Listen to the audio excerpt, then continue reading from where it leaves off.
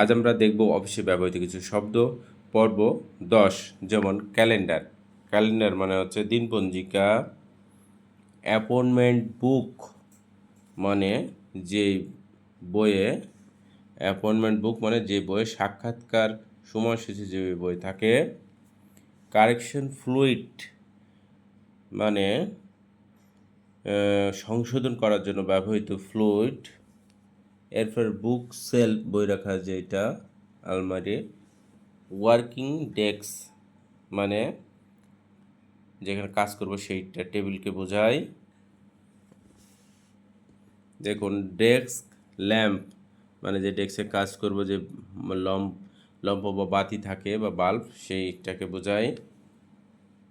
এরপর হচ্ছে punch machine মানে যে আমাদের পেপার ফুটো করতে হয় সেই মেশিনকে বোঝায়।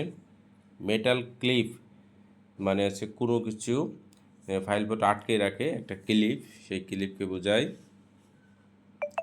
ফাইল অর্গানাইজার মানে যেখানে খাতাপত্র বা ফাইলপত্র গুছিয়ে রাখতে হয় সেইটাকে বোঝায় ফাইল অর্গানাইজার।